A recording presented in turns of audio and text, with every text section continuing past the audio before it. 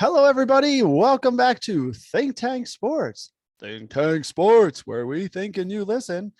Check us out on the socials if you would so please, or don't check out Mike, who just disappeared for a second. Facebook, Twitter, and Instagram. And of course, listen to us on Spotify for podcasters or wherever you get your podcasts, except Stitcher, because in a couple weeks, Stitcher is gone goodbye. We're out there on all the other ones, so you can find us. So we're still struggling here with our New York Yankees. And, well, I should say they're struggling, so we're struggling. How about that? So that's a bit of a challenge. We've got some other MLB stuff coming up as the trade deadline approaches in another week, a little less than a week, or about a week for those of you counting days at home, and some power rankings and all of that good stuff. But it's not just me here at Think Tank Sports, because we say we think and you listen, and that would be me think and you listen, or I think and you listen, depending on your English. Wow, off the rails already. Mike, how the heck are you? Please take the wheel. Oh, Jesus, you need to take the wheel that day. Wow, that was something.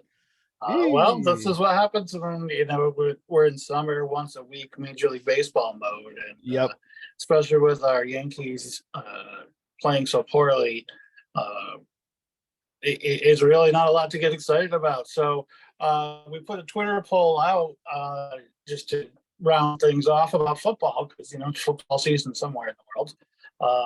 I don't know if you caught this, Dave. I'm sure you did. The running backs that are due to get paid or free agents had a little solidarity moment on social media, trying to get some respect back in their position. I think rightfully so, not what it used to be, certainly when we were kids, but the way these guys are used and just thrown away, they deserve to be compensated for that. So we just put a poll out there asking, are there any running backs worth a guaranteed long-term contract in the NFL? And I tagged a bunch of teams, including my Giants and your Bills, buddy.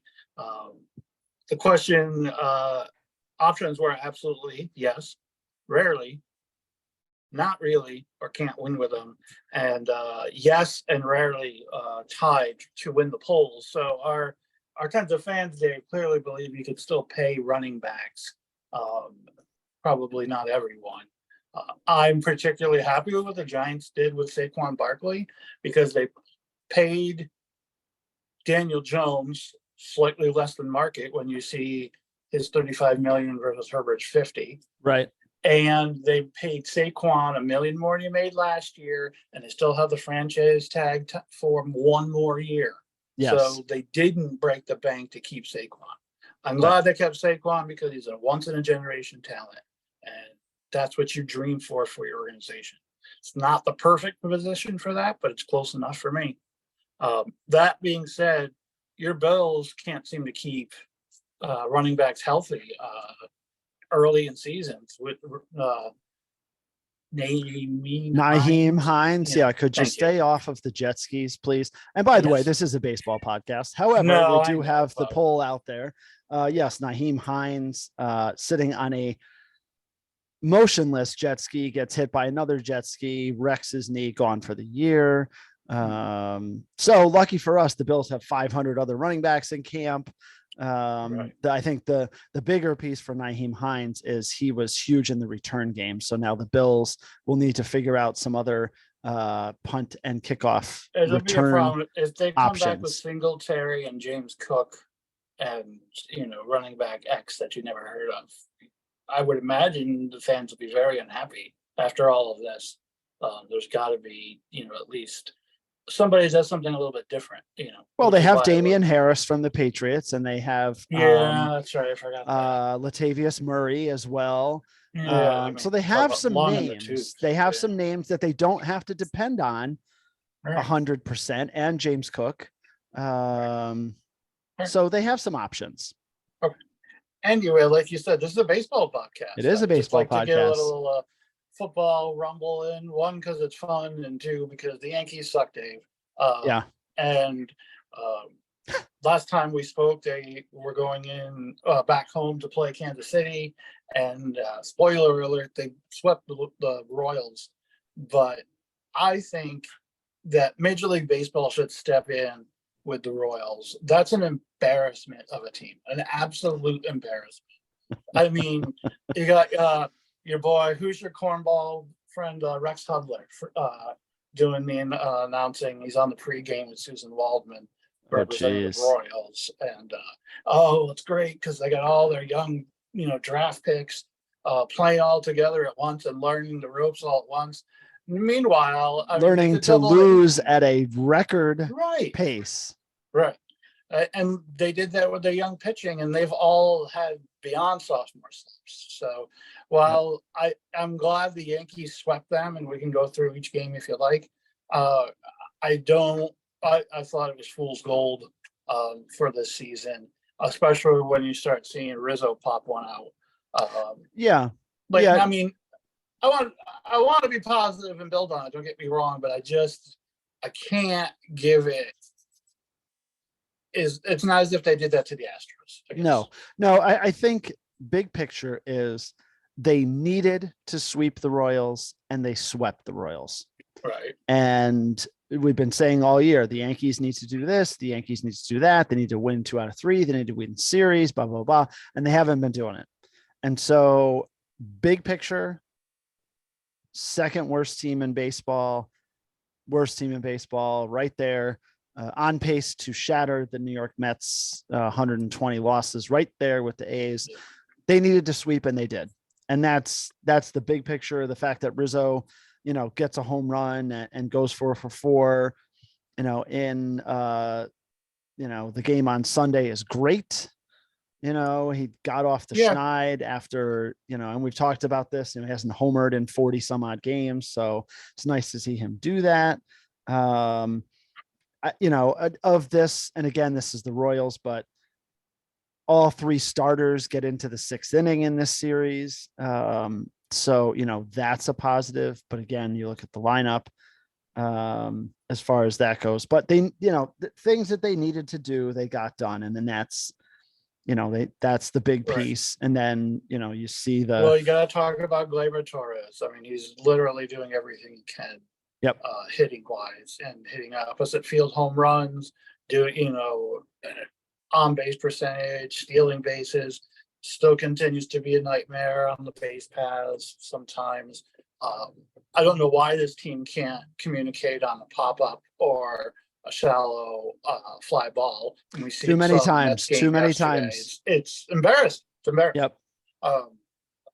Bader, for as great as a center fielder is athletically, you never heard a complaint or had an issue when it was Bernie Williams, and he wouldn't be picked out as the alpha dog personality wise, but as a center fielder, he told O'Neill and whatever Trump we hadn't laughed, Chad Curtis or Gerald Williams, Ricky Leday. I just threw up a little. Who was our boy that was pretty decent, but then Shane Spencer? I liked him. Gerald Williams. They ended up signing a big contract and got busted for steroids, and they bounced around a little bit. Had some big power numbers out of nowhere for other teams. But anyway, it's an outfielder. Anyway, we digress. I don't know why I went down Yankee outfield hole, but you did. Center fielder, take charge, shortstop, Volpe. I know you're a rookie, but you're the captain of the infield. Take charge and get these pop-ups caught. It's ridiculous. Yep. That being said, Gleyber is playing just outstanding baseball, Dave, and he's carrying them right now. He absolutely is, and I got to give him a lot of credit that way. So good on him. Greg Allen comes back. Bauer comes back. So you start to see some outfielders come back. But Dave, the most important matchups happened on that field Sunday was earlier in the day. We had your boy Johnny Lasagna, Jonathan Loizaga, throwing a simulated couple of innings through 16 pitches, threw all 4 of his pitches very effectively. And the batter he faced for all 16 pitches was none other than the captain, Aaron Judge. Yes. who fouled off 5 of those pitches. So Johnny Lozano was slinging it. Now they asked him afterwards, were you throwing inside? Because he's known for his late inside movement, and I couldn't live with myself if I hurt him. So it was middle of the way. Yep. But still, and that's fine. Still, right. So Loizaga is going out for a rehab assignment. I think may already be doing it tonight as we record here on Wednesday. And they announced today the Yankees that Judge is coming back Friday to start the Orioles series. Yeah, barring any major issues. Right. So we'll see. I'm a little surprised that he's not getting at least one rehab start, to get some at bats against potentially multiple pitchers. But at the same time, I think what this shows you, honestly, is how he's facing desperate the Yankees are to get him back in the lineup. Yeah, I'm sorry, I cut you off. Yeah. He's facing Loizaga and Nestor Cortez. Right, Nestor Cortez. Yep. Those kinds of guys. And okay, if that's who he's taking his rehab swings against, then don't go down. I understand what you're saying too. I hate this. We take forever to bring someone back, but then we have to give him another 2 weeks to get in rhythm and stand. And the older he gets, the longer the 2 weeks gets. It's up to 6 or 8 now. Yeah. Although he's showed some power too, so I give him some credit as well. What do you think of the pitching staff as it stands right now, Dave? I know we're not really going over the Royals or the Royals series, but I just can't break down inning by inning against that team. If you want to do that, we can do it. No. I think it's fair. Again, I mentioned, so Schmidt, Cole, and Severino all go, get into the 6th inning, which is nice. Even though the Yankees lost to the Mets yesterday, Herman got into the 6th inning as well. So, that's 4 starters in a row. Nestor Cortez, as you mentioned, he's going to be back in another week. And he may bump Domingo Herman out of the out of the starter. I mean, it's just Herman, despite the perfect game, has given up 5 runs in consecutive starts. And that's Severino did 5 runs in 3 consecutive starts. Right. And his neck is getting stiff from all the home runs he's watching. Yes. So first we have to answer this question, Dave. Are the Yankees going to be buyers or sellers at the trade deadline? I think it's clear, even if they get swept by the Mets and split with the Orioles, they still want to make a run with Judge and the full pitching staff. So I think they're going to be buyers. I don't think there's any question. This is the New York Yankees we're talking about as of today. Right. As Mike said on Wednesday, they're 3 games out of the wild card. Now the challenge is they're chasing Toronto and Boston. They have games with them left. They're chasing the Astros. They're chasing, the Rays. If you want to lump all of them, they're not really chasing the Orioles, but they have games with all of those teams left. So you've heard some of the players say it, you've heard Boone say it, they still control their destiny. If they can win the games. What else are they going to say? We suck. No, I know. That's all they can say. I know, but at 3 games out, if they were 9 games out and saying that, then you'd be like, yee. So 3 games out, I think they're going to be buyers. Swept by the Mets, swept by the Orioles. Now you're Monday morning and people are calling you for Severino. People are calling you for Glaber. People are calling you for McKinney. Well, if they were to lose the as Mike is saying, these next 4 games, and if they lost ground on all those teams and are 7 games back at the deadline, I think that's tough. I don't think they're giving away Glaber. I don't think they're doing. Dominguez is That's off the board now. Volpe's oh off yeah, the no, board. Jason Right. Dominguez is no. Right. Jason Dominguez, I think the only way Shohei is Shohei, and I don't think that's going to happen. No, that's really dry popcorn part of a rumor at this point. I mean, the Angels are 4 back, and so I don't think that's going to happen. The Angels would be foolish not to trade him because he's clearly not coming back next season. But well, I agree with you that the flip side of that, I've seen this and I've heard this, and I agree to a certain extent is, they have tons of home games left. They're going to make huge amounts of money, right. At the turnstiles and the merchandise. But, what is that worth? Is it worth, keeping him for the last, 50 games and making all that, and then with really not thinking you're going to sign him? Right. I don't know. That's a practical question. I don't know the answer. Yeah. It really is. We need to see what the Angels do this next week. Okay. And so see back where they to the land. Yankees. Yes, please. So Cole, Rondon, Nestor Cortez, Severino, if they hold on to him, and Schmidt,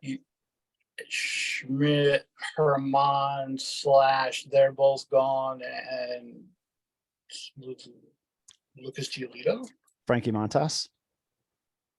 Oh, he's still alive?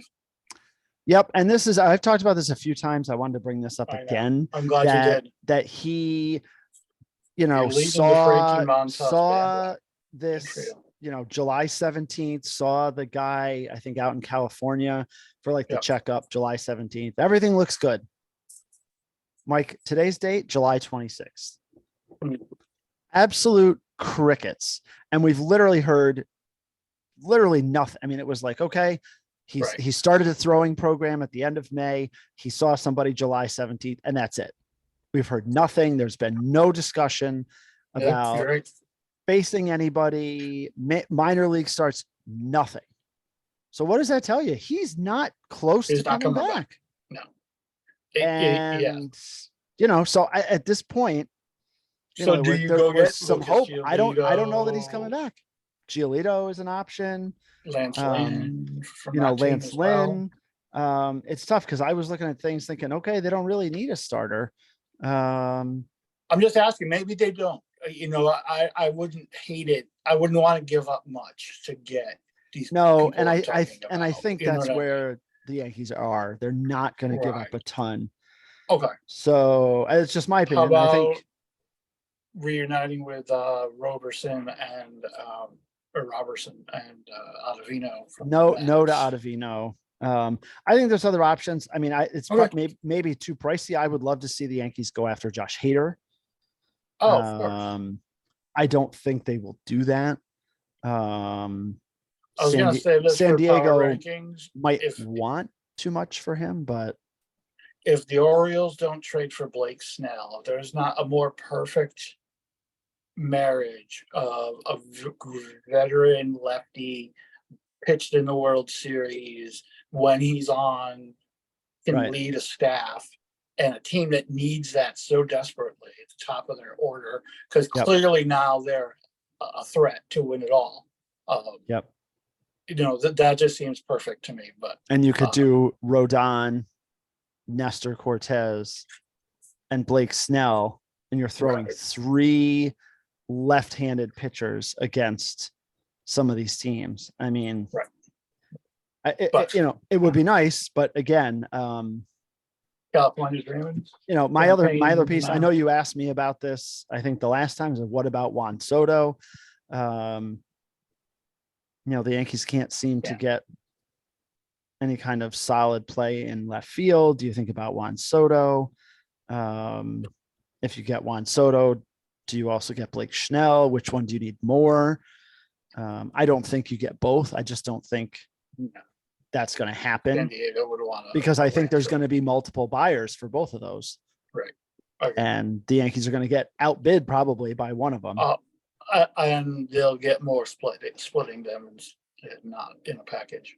What about Cody Bellinger's been? Yes, that is the one that I think the Yankees should go get. Okay. And play him I think play him in left.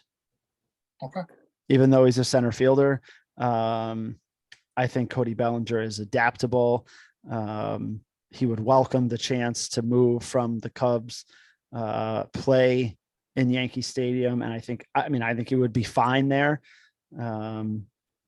Left field, it's the bigger side of the outfield. No, he's a and tremendous athlete. and to put him next to Bader and Judge out Yeah. there.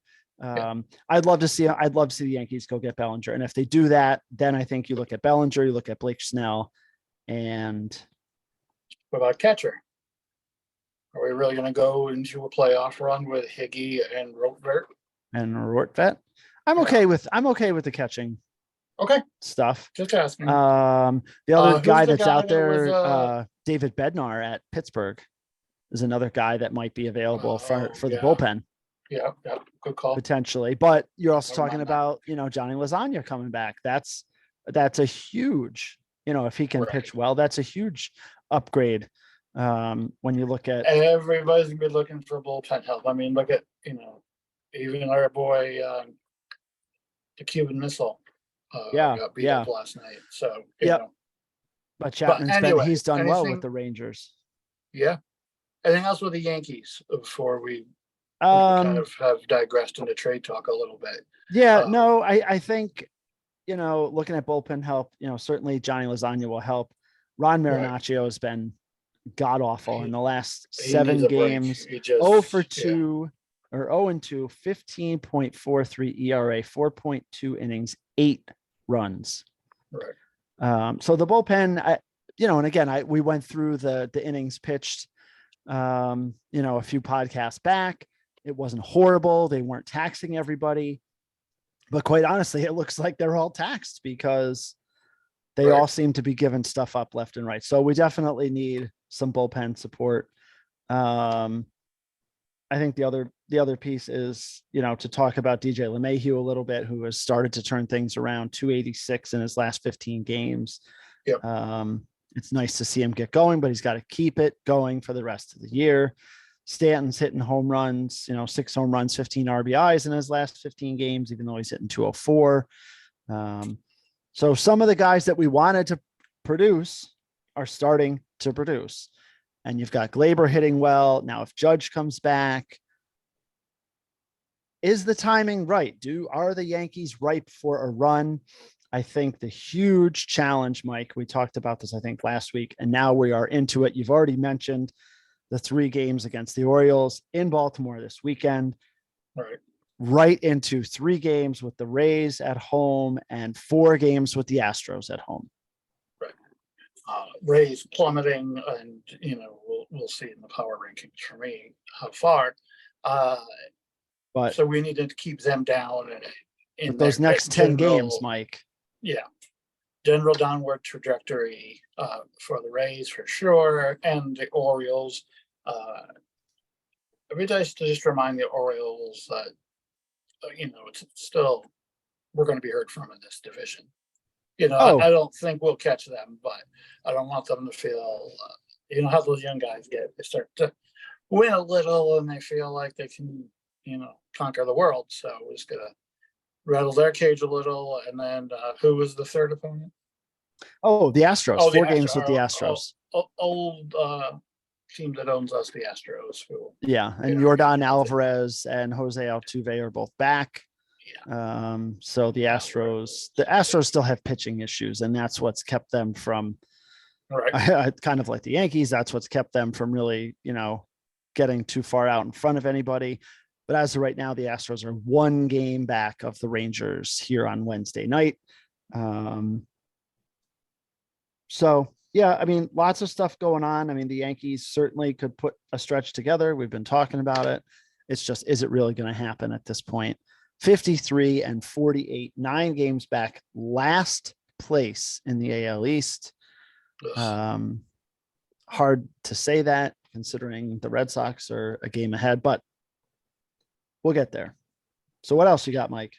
I like your positive outlook, buddy. I'm with you. just let me throw some other players' names around, see if you're interested in them for the Yankees or any other team that you think they might fit into. The Twins seem to be shopping outfielder Max Kepler. Any? I mean, is he going to play left field? Yeah, I don't know. Well, we would have to for us. Yes. Yeah, I don't know. I always thought he had more potential than he actually ever realized to me. But what do I know? I'm not impressed with him at all.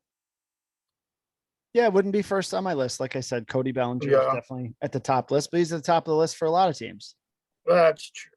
Who did you say some... landed Jorge Lopez? Didn't you just say that somebody I did. just landed him? Yes. He's on my list. Bellinger. My gosh, where is it? Oh, the Marlins. Oh, all right. So what? They're trying to make a little course correction here, run, huh? The Marlins. Yeah, that's interesting to me. Yeah. Not the first name I would pick out of, buyers, and I think it's great for the the fans down there and stuff. But I just it's just not the name at the tip of my tongue for trade destination. But they're solid right in the middle of the wild card race. 4.5 games ahead of the Cubs. So. Yeah, I mean, they're this is the big question with the Marlins. Are they going to make moves? They have been, just no way to say it, awful since the All-Star break. Right. So, right. but they're still in the thick of it, despite because of their first half. Yeah, that's all I really have as far as the trade deadline. Did you see Bryce Harper's debut at first base? I don't know if you caught that. I did not see that. He so he's playing first base to save his body and work his way back, and especially his powers numbers aren't back yet, but he's hitting the ball. And third inning, there's a pop up into the first base dugout railing area, and he runs right over and goes ass over tea kettle right into the camera well, but he holds onto the ball, of course, and gets the out. And it's just like, dude, you're supposed to be chilling over there at first base, taking it easy on your body, and say what you want. The dude plays hard and inspires his team that way. So yeah, good for him. Exactly. Yeah. But all right, I'm ready for power rankings if you are, buddy. Yes, I think that makes sense. One other thing, we were talking about the Royals and the A's. I just like to keep a focus on this because it's funny to me. The 1962 New York Mets, the record with 120 losses. So today I said to myself, well, what is that winning percentage wise? And I went and looked, and it's 35. Wow. So you look at Kansas City is at 27 and Oakland is at 27. So they are well on their way to both of them breaking the 120 loss record of the 1962 inaugural year of the New York Metropolitans. Right. Wow. That's some feeble baseball, but you got to try hard to play that poorly. Yep. So that's. I'm not for soccer and relegation and all that, but I wouldn't blame MLB for saying, listen, okay, you got this season past us, but that can never happen again. But yeah. Anyway, number 10, Dave. By the way, thank you for all of our positive response on the tier maker we did last podcast. It took a little longer, but lots of interaction and positive responses. So we thank you, and we'll certainly bring that back as the season progresses here for sure. Yep, good stuff. Number 10 for 10 you, Mike. For me, the Cincinnati Reds. I just could not drop them out of the list. They're 55-46. they got another shot at the Brewers this week. If they don't make anything of it, I probably won't mention the Brewers. Yeah, and they did. Yes, they lost. They lost today against the Brewers, so they lost 2 out of 3 in that series to the Brewers. The Brewers shut them out 3-0 today. I had that on my list of I need to check that before we come on. So yeah, they lost today 3-0. So 2 out of 3, and Milwaukee has won 10 of 13 against the Reds this year. I think 13 is the max, right, for divisional games. So they might be done for the year. And Milwaukee, probably right. Milwaukee has won 10 out of 13 against the Reds. So they definitely have had their number this year. Yeah. That's what you got to do. Yes. Number 10 for me, Mike, the Arizona Diamondbacks. And this was really a struggle for me. I just left them out from. Yes. So I was between them and the San Francisco Giants. Okay. And I looked at their last 2 series, and Arizona won 2 out of 3 against Atlanta, and then was swept by Cincinnati. The Giants split 4 games with Cincinnati and then were swept by the Nationals. So when I looked at that, I said Arizona slightly better than San Francisco. So the Diamondbacks at number 10 for me, Mike. And I have the aforementioned Cincinnati Reds at number 9. Okay, great. At number 9, I have Bryce Harper's Philadelphia Phillies. Ooh. Starting to just you cannot discount the experience and how well they played last year. I know this is a different team and they're starting to be banged up and not nearly the starting pitching, but 53-46 and just kind of hanging around, being a nuisance, certainly can make some stuff happen, just like where they are right now. And I think they'll stand pat at the trade deadline, but they're number 9. Yep, they beat the Orioles yesterday, Mike. They play the Orioles again tonight. So Phillies are playing good. Spoiler alert, the Phillies did not make my top 10. Okay. Mike, who do you have at number 8? Let's see who I have at number 8. The Toronto Blue Jays, north of the border. Even though this season is so frustrating, it's like 3 years of they're going to be so good, and just something always seems to teeter or falter for them. But here they are, 10 games above 500, right in the middle of the wild card, scrappy American League East. So good on them. That's what I have for the Toronto Blue Jays. Yep. I have the Milwaukee Brewers at 8. Okay. Again, based on their 2 out of 3 against the Reds. And then I have the Blue Jays at 7, Mike. So just a touch above the Brew Crew. I have the Brew Crew at 7. So okay. And that's pretty much where those teams are going to stay probably all year. You can shuffle them back and forth or throw a dart and not be wrong. I love the starting pitching for the Brew Crew in particular, and I like Greg Counsell. So I always give them a little bit of benefit. The soon-to-be opponent hated Houston Astros at 6 for me. Okay.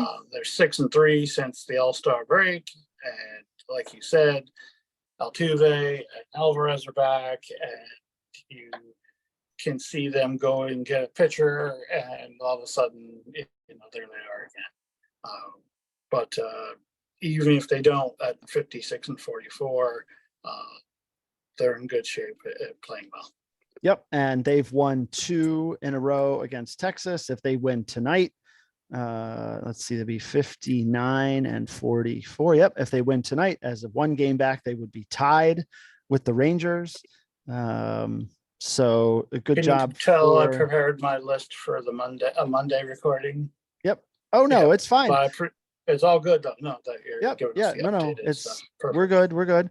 I had the Dodgers at 6. Really? They haven't. They just coming off of taking 2 out of 3 against the Rangers as well. Of course, got beat up by Toronto a little bit there, but doing well at 58-42, 3.5 games in front of the Giants right now. And, just cruising along, doing their stuff. Typical Dodgers in the mix. And then I have the Astros at 5. Okay.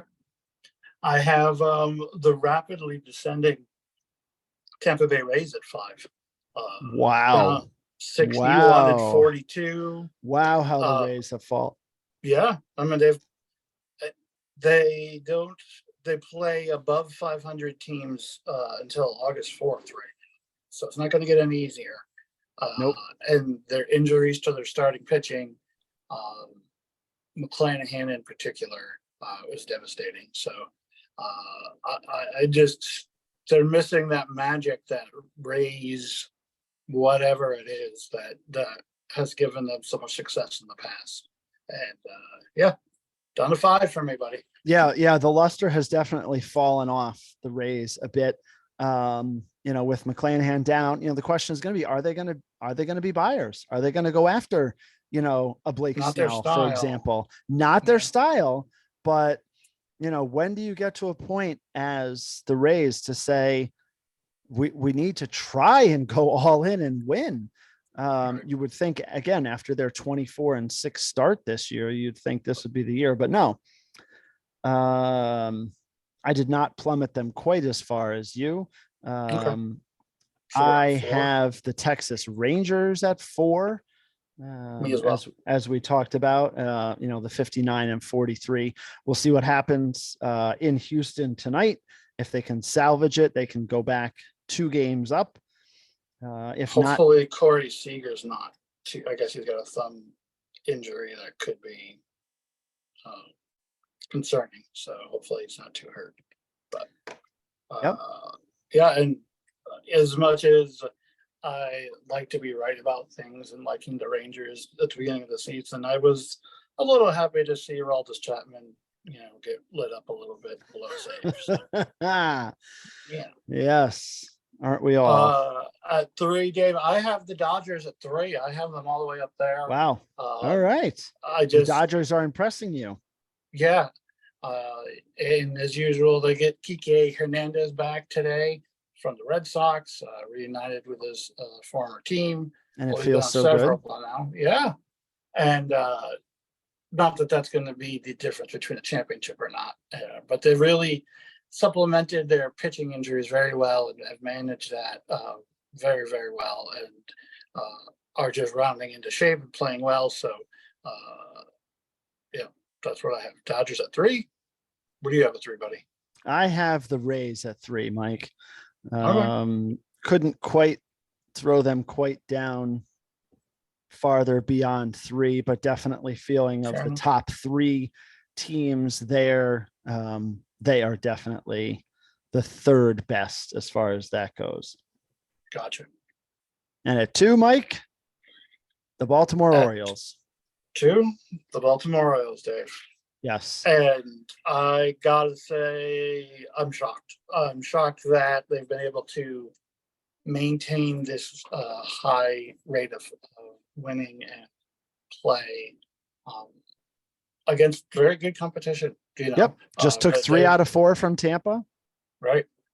Huge series this past weekend. 32-19, Mike, on the road. We always talk about how the young teams, you can tell they usually start their establishment, at home, but the Orioles, they're still very good, 30-20 at home, but to be 32-19 on the road is just tremendous, Mike. Yeah, absolutely. You don't need to be a part of our analytics think tank, just think tank sports, to notice that one, buddy. And then the Braves at 1 just speaks for itself, and they're going to be quiet at the deadline because they've got they don't need to do anything locked up. Right. So, for them, it's keep on keeping on and until the playoffs hit. I think keeping sharp and keeping the edge will be interesting. But that's champagne problems, right? Yeah. Oh, for sure. The Braves have just been tremendous. Clearly the best team in baseball at this point, despite their 7-1 loss to the Red Sox last night. Their play at Boston again tonight. Imagine for a bounce Just a back weird game sport that way. for the Braves. Yeah. The Yankees still have games at the Marlins and at the Braves, back-to-back series. Those are going to be some tough games as they get into August for the Yankees. So, Dave, we both just did our top 10 power rankings. Neither one has a Yankee, a New York Met, Yes, or Boston Red Sox, right? that is correct. Yeah. That is correct. Wow. Yeah. Well, who would have thunk it?